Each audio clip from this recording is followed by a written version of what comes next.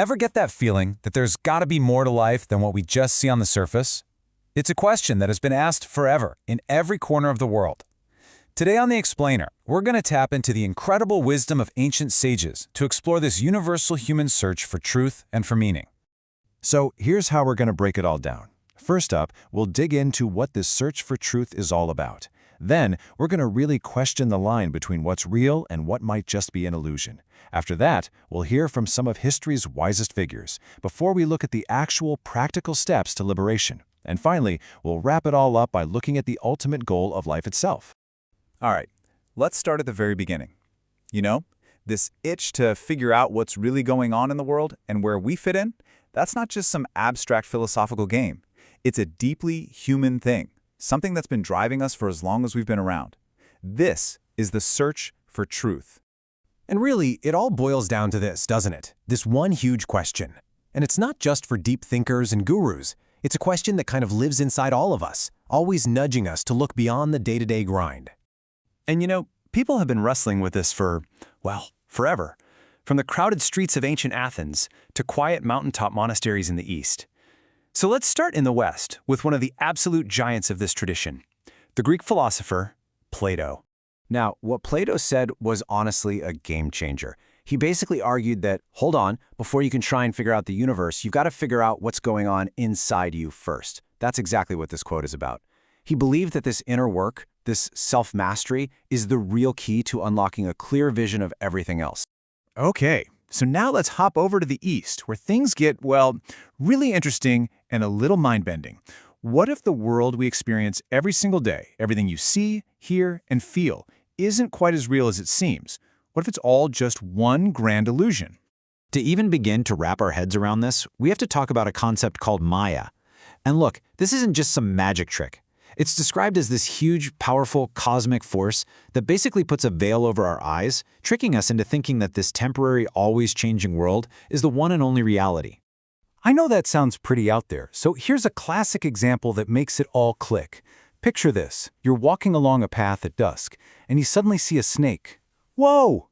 Your heart starts pounding. You freeze. That fear is 100% real, right? But then you get a little closer, and you realize, oh, it's just a coil of rope.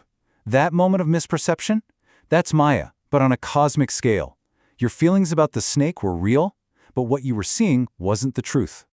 So, what's the big takeaway here? It's that our senses, well, they can fool us. The idea is that we're living inside this incredible, powerful illusion, and it's hiding a much deeper, unchanging reality just beyond our view. Okay, so if we're living in some kind of illusion, how the heck do we wake up from it? How do we learn to see the rope instead of the snake? Well, the good news is, we're not the first people to ask this. And luckily for us, some of the wisest guides in history left behind a few roadmaps to help us out. So let's turn to the wisdom of some of the world's most influential spiritual heavy hitters. And as we listen to what they had to say, see if you can spot the overlaps, because it's pretty amazing how they echo each other, even across totally different times and cultures. First up, the Buddha. And this is going to sound an awful lot like Plato, right? He taught that the real battle, the most important one, isn't out there against other people. It's right here, inside our own minds. True victory isn't about conquering anyone else. It's about mastering yourself, about taming that chaotic storm of our own thoughts and desires. Now, Jesus presented a path to truth from a different angle, one of faith, of devotion to a divine principle. For billions of people, this path represents a deeply personal relationship with the truth, a way of living your life that leads you toward that ultimate reality. And to bring it a little closer to our own time, look at Mahatma Gandhi. For him, truth wasn't just some abstract idea. He said truth is God. And the way to realize this truth? He gave a very practical method, ahimsa. This means absolute nonviolence, not just in your actions, but in your words and even in your thoughts. Okay, these are some huge, powerful ideas. But what do we actually do with them? How do you take this from being a cool philosophy to something you can actually live? Well, let's get practical and talk about the actual steps on the path to liberation.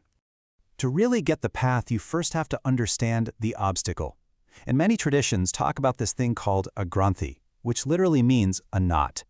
Just imagine this super complex, tangled up knot right in the center of your being. It's woven together from threads of ignorance, ego, and all our desires.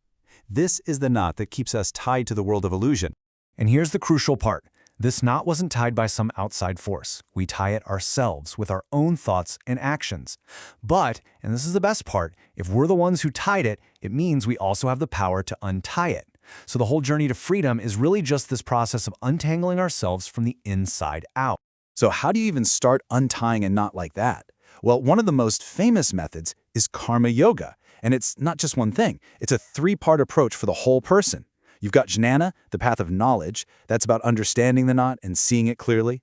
Then there's karma, the path of selfless action, which loosens the knot through how we act in the world.